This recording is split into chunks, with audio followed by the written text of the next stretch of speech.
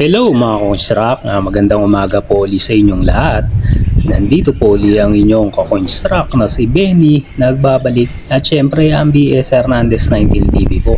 Welcome back po muli dito sa aking munting channel. Sa mga dati na po nating mga subscriber, maraming salamat po sa inyo. At syempre sa mga bago rin lang po nating mga subscriber na tumangkilik po dito sa ating munting channel. Maraming salamat po sa inyo. Nga pala, may bago po tayong vlog na video nga po ito. Ipapakita ko sa inyo. Waterproofing po ulit ito ang nakuha natin project. Sa ngayon po, halos nagkasunod-sunod yung project po natin na waterproofing. Ayan.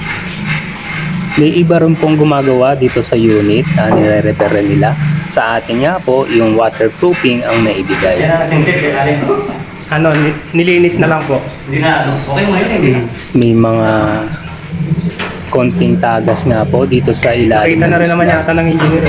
Kaya pina-waterproofing po. Kasi kung hindi na nila pinatanggal yun, okay na sa kanila yung gano'n.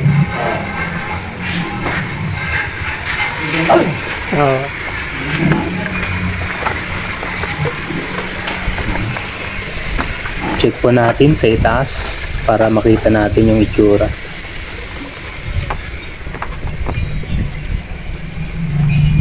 Ayan nga po. Ang sukat po ng square meter nitong area nga, estimate ko po nasa 40 to 45 square meter po.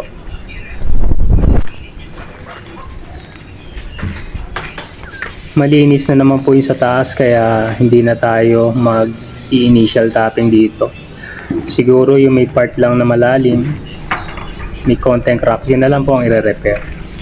Pagkatapos magpapahid na po tayo ng ating pang waterproofing nga po.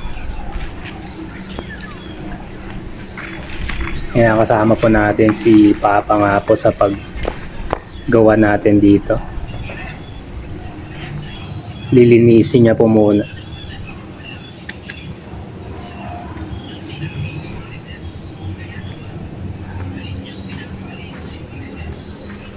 Ayan nga po, nalinis na ng maayos itong roof deck nga.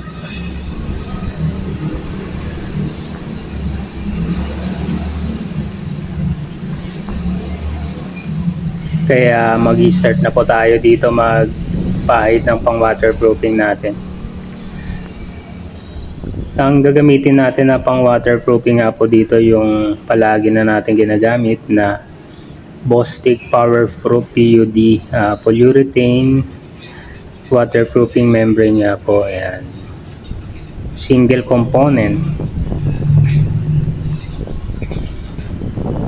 Madali lang po ito gamitin na i-apply kaya ito na po ang palagi natin ginagamit.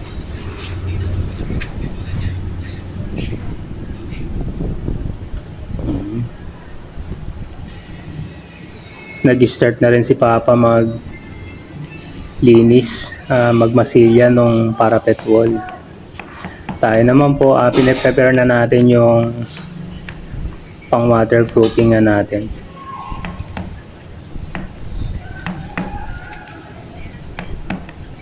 Ayan, bubuksan na po natin.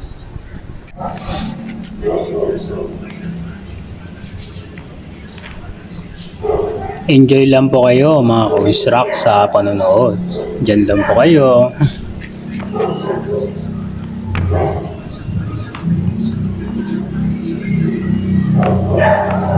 Yo.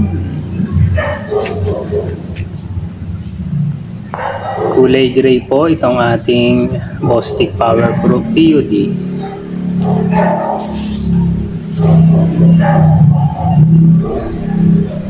Wala na po kailangang ihalo dito. Pagkabukas, diretso pahid na. Basta yung papahiran po malinis, maayos.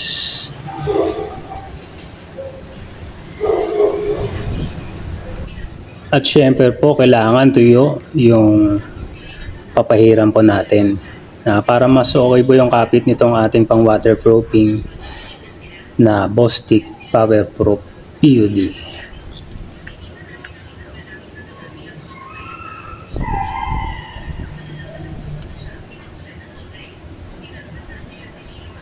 Maraming salamat pala Bostik dahil sa paggamit natin dito sa inyong produkto po.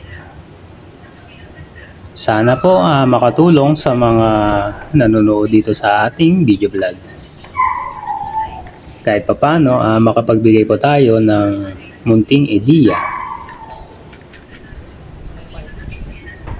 Nga po, nagsalin lang tayo ng konti sa isang timba para hindi naman po tayo mahirapan magbuhat. Gumamit lang po tayo ng malinis na roller sa pagpinta.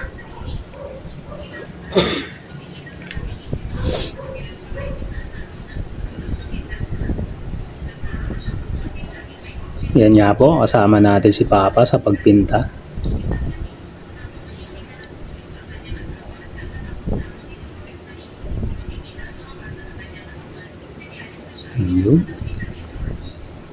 At least 2 to 3 coats po ang gawin natin para mas okay, mas maganda.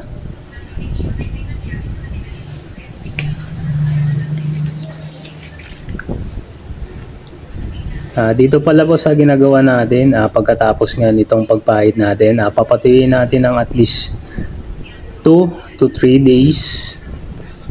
After po nun, magpa-blood testing tayo. Yung palagi na po natin ginagawa. 4 days na blood testing. Water testing. Yan. Para sure po tayo na walang tagas dito sa ating ginagawang waterproofing.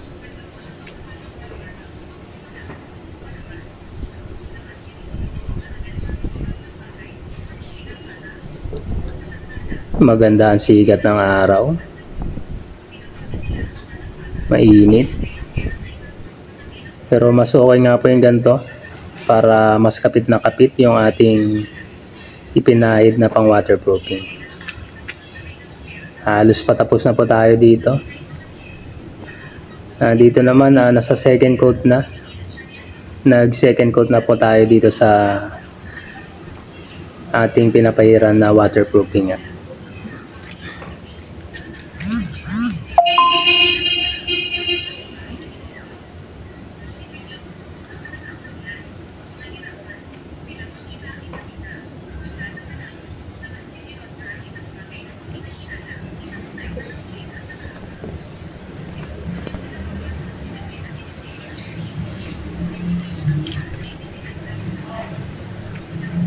Ayos.